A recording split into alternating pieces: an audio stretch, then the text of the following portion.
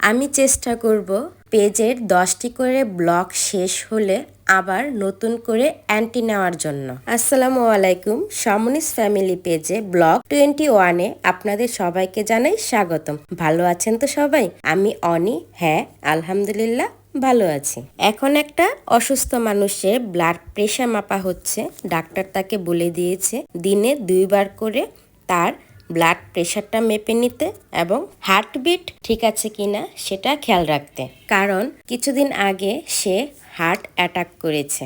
এখন ডক্টর তাকে সম্পূর্ণ বেড রেস্ট দিয়েছে। আলহামদুলিল্লাহ প্রেশারটা এখন নর্মাল এবং হার্টবিটটাও স্বাভাবিক আছে। হার্টবিটের মাত্রাটা যদি 70 থেকে 120 হয় তাহলে সেটা হচ্ছে স্বাভাবিক। এই কাজটা শেষ করে আমার ছোট ভাই লাভবাইককে সাথে করে নিয়ে গিয়েছিলাম ওর ভোটার আইডি কার্ডের জন্য অ্যাপ্লাই করতে। ফর্মটা ফিল আপ করার পরে ফর্মটা জমা দিতে গিয়ে দেখি এত মানুষ। হায় আল্লাহ, ফর্মটা জমা দিয়েই বাসায় আবার ব্যাক করি সাথেই। বাসায় এসে কিছুক্ষণ রেস্ট নিয়ে দুপুরের জন্য আবার রান্না বসিয়ে দেই। এখন রান্না করব হচ্ছে চিকেন বিরিয়ানি। বিরিয়ানি রান্নার জন্য প্রথমে আমি পেঁয়াজটাকে ভালো করে ভেজে নিব। পেঁয়াজের সাথে এখন আদা রসুন পেস্ট আর লবণ দিয়ে আরেকটু ভালো করে ভেজে নিতে হবে। আদা রসুন পেস্টটা যদি ভালো করে ভেজে না নেওয়া হয় তাহলে কিন্তু একটা বাজে স্মেল আসে। আর এখানে আমি দারচিনি, কালো এলাচ, স্টার এলাচ, লবঙ্গ, জায়ফল, জয়ত্রী, পেস্তাদানা, কালো গোলমরিচ, তেজপাতা আর কিচমিচ দিয়ে একসাথে একটা পেস্ট করে নিয়েছি। এই পর্যায়ে পেস্টটাকে এখন কিছুক্ষণ ভেজে নিতে হবে। যদি ভেজে না নেওয়া হয় তাহলে কিন্তু একটা আদা রসুনের মতো স্মেল বের হবে। পেস্ট করা মশলাগুলা ভাজা হতে থাক আর এখানে আমি রাঁধুনি বিরিয়ানির মশলা অ্যাড করব। সাথে দিয়ে দিব কিছুটা মরিচের গুঁড়া। আর লাল মরিচের গুঁড়াটা দিলে বিরিয়ানির কালারটা কিন্তু লাস্টের দিক দিয়ে অনেক সুন্দর আসে। এগুলোকে এখন আরেকটু ভালো করে ভেজে নিব। সবকিছু ভালো করে ভাজা হয়ে গেলে এই পর্যায়ে দিয়ে দিব একটা চিকেন। এখন চিকেনের সাথে মশলাগুলোকে একসাথে মিক্স করে কিছুক্ষণ রেখে দিব। আর তারপরে দিয়ে দিব হচ্ছে আমি এখানে পরিমাণ মতো সয়া সস দিয়েছি। আর আমি এখানে tomato sauce, oyster sauce, chilli sauce এগুলোও দিয়েছিলাম, সেগুলো আমার দেখাতে মনে ছিল না। আর এখন দিয়ে দিচ্ছি 2 টেবিল চামচ চিনি। চিনিটা দিলে কি হয় জানেন? চিনিটা দিলে খাবারের টেস্টটা অনেক ভালো হয়, সুস্বাদু হয়। আমার কথাটা যদি বিশ্বাস না হয় তাহলে একদিন আপনারা এভাবে ট্রাই করে দেখতে পারেন। এটা চিকেনের বিরিয়ানি, তাই চিকেনের সাইজটা আমি বেশি একটা ছোট করিনি। চিকেনের সাইজটাকে বড় সাইজেই করে রেখেছি। বিরিয়ানির সবচেয়ে মজার পার্টটাই কিন্তু হচ্ছে আলু, তাই আমি এখানে আলুও দিয়ে দিলাম।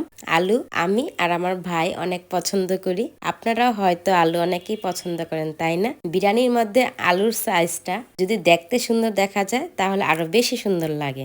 নিয়ে নিলাম 1 কেজি চাষি পোলাওর চাল। চালটাকে ধুয়ে পরিষ্কার পানি দিয়ে চালটাকে 5 মিনিটের জন্য ভিজিয়ে রেখেছিলাম। ভিজিয়ে রাখার পরে চালটাকে আমি একটা ছাঁকনির সাহায্যে ছেঁকে রেখেছিলাম। পানিটা যেন ঝরে যায়। পানিটা ঝরার পরে চালটাকে এখন আমি দিয়ে চিকেনের সাথে চালটাকে ভালো করে ভেজে নিব। এই ভেজে নেওয়ার মধ্যে কিন্তু বিরিয়ানিটা ঝরঝরা হবে নাকি মাখা মাখা হবে সেটা নির্ভর করে। আর অবশ্যই কিন্তু পানিটাও আপনাকে মেপে নিতে হবে। আমি যেহেতু আনাড়ি মানুষ তাই চাল যতটুক নেই তার দ্বিগুণ পরিমাণে নেই পানি। আর পানিটা কিন্তু অবশ্যই গরম পানি দিতে হবে। রেখে দিব এখন বিরিয়ানিটাকে দম দেওয়ার জন্য। আমার বিরিয়ানিটা রান্না হয়ে গেছে। আর এক পাশে বিরিয়ানি আর এক পাশে দিয়ে দিলাম ভাত রান্নার জন্য। আর একটা তরকারি রান্না করব। তরকারি রান্নার জন্য সবকিছু আমি রেডি করে নিয়েছি। ভাতটা এখন ফুটে উঠে গেছে। আর আমি ভাত ঠিকা দিতে পারি না, তাই দৌড় দিয়ে চলে যাচ্ছি আম্মুর কাছে। আম্মুকে নিয়ে এসেছি ভাতটাকে ঠিকে দেওয়ার জন্য। আমি এখনো ভাত ঠিকা দিতে পারি না, কারণ সব সময় আমাদের রাইস কুকারে ভাত খাওয়া হয়। আর এবার যখন বাংলাদেশে এসেছি তাই রাইস কুকারে ভাত না খেয়ে পাতিলায় ভাত রান্না করতে বসে দিয়েছিলাম। এখন চলে গেলাম ছাদে, আম্মুর ছাদ বাগানে। সেদিন কিন্তু আপনাদের সাথেও এই ছাদ বাগানটা শেয়ার করেছিলাম ব্লগে।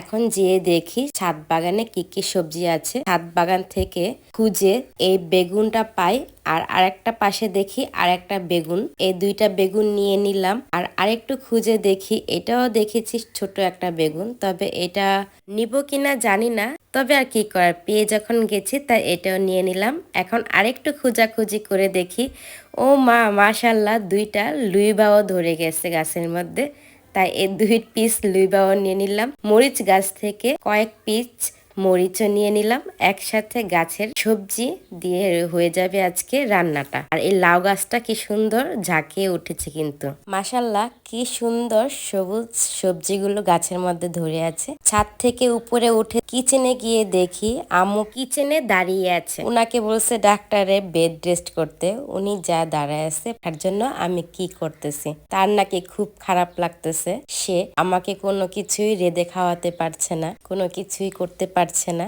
এটার জন্য তার খুব খারাপ লাগতেছে। তাই আম্মু কিচেনে গিয়ে দাঁড়িয়ে আছে আমি কি করছি সেটা দেখার জন্য। আর এই হার্ট অ্যাটাক অসুস্থ মানুষটা হচ্ছে আমার আম্মু। আমার আম্মু কিছুদিন আগে হার্ট অ্যাটাক করেছে, সেই উদ্দেশ্যে আমার ইমার্জেন্সি ভাবে বাংলাদেশে আসা। তবে আল্লাহর রহমতে এখন আলহামদুলিল্লাহ আগের থেকে অনেক ভালো আছে, কিন্তু বাকি কাজ কিছু আছে, সেই বাকি কাজগুলো ইনশাল্লাহ খুব তাড়াতাড়ি শেষ করে ফেলবো। আসলে দোয়া হচ্ছে সবচেয়ে বড় জিনিস। আপনারা সবাই আমার আম্মুর জন্য দোয়া করবেন, আমার আম্মু যেমন ভালো থাকে, সুস্থ থাকে, বাকিটা আল্লাহ ভরসা। আম্মুর তো এই মশলা জাতীয় খাবারগুলো খাওয়া নিষেধ, তাই আম্মুর জন্য ভাত আর একটা সবজি তরকারি রান্না করেছি। সন্ধ্যাবেলা দেখি আমার ছোট ভাই আমার জন্য নাস্তা নিয়ে এসেছে। আমি যখন জাপান চলে যাই তখন ও খুব ছোট ছিল, এবার যখন আমি এসেছি দেশে, খুশি হয়ে আমার জন্য টোস্ট বিস্কিট আর ছোট ছোট ভাজা পেঁয়াজু নিয়ে এসেছে। আমি এগুলা পছন্দ করি। ও আমার 11 বছরের ছোট, আমরা এক ভাই এক বোন, আমি বড় আর ও ছোট। তবে ও ছোট হলে কি হবে, এখন মনে হচ্ছে দেশে এসে ও ঠিক বড় একটা ভাইয়ের মতন সবকিছু দায়িত্ব পালন করে। মাশাল্লাহ, ও এখন ইন্টারে পড়ছে। দেখতে দেখতেই কেমন বড় হয়ে যাচ্ছে আমার ছোট ভাইটা। সবাই আপনারা আমার ফ্যামিলির জন্য দোয়া করবেন, আমার আম্মুর জন্য দোয়া করবেন। আল্লাহ যেন আমার আম্মুকে ভালো রাখে এবং আগের মতো যেন সুস্থ করে দেয়। লাব্বাইক যেহেতু আমার জন্য টোস্ট বিস্কিট এনেছে, তাই আমি রং চা দিয়ে টোস্ট বিস্কিট খাবো। জাপান থেকে আসার পরে আমি একটু অসুস্থ হয়ে গিয়েছিলাম, আমার গলায় প্রবলেম হয়ে যায়, তাই রেগুলার আমি গরম পানি খেতে থাকি। তবে এখন আলহামদুলিল্লাহ ভালো আছি। এটা হয়তো বা এক দেশ থেকে আর এক দেশে আসার কারণে এই সমস্যাটা আমার দেখা যায়। ওর হার্ট অ্যাটাকের কথাটা শুনে আমি কিছুদিন কাজ বন্ধ রেখেছিলাম। ইমার্জেন্সি ভাবে বাংলাদেশেও আসা হয়, তাই অনেকদিন কাজ করা হয়নি পেজে। অনেকেই আপনারা আমাকে মেসেজ করে জিজ্ঞেস করেছেন কি জন্য আমি রেগুলার আগের মতন ব্লগ দিচ্ছি না, আগের মতন পোস্ট করছি না। আসলে আপনারা যে এই কয়টা দিনে আমাকে এতটা ভালোবাসবেন আমি সত্যি বুঝতে পারিনি। তবে ইনশাল্লাহ সবকিছু যদি আল্লাহর রহমতে ঠিক হয়ে যায়, খুব তাড়াতাড়ি রেগুলার ব্লগে ফিরবো এবং আপনাদের সাথে অনেক কিছুই শেয়ার করব। ঠিক আছে, তাহলে আজকে এই পর্যন্তই। ভালো থাকবেন আপনারা সবাই, আমাদের জন্য অনেক দোয়া করবেন, আপনাদের জন্য অনেক দোয়া আর ভালোবাসা রইল। ঠিক আছে তাহলে, আল্লাহ হাফেজ।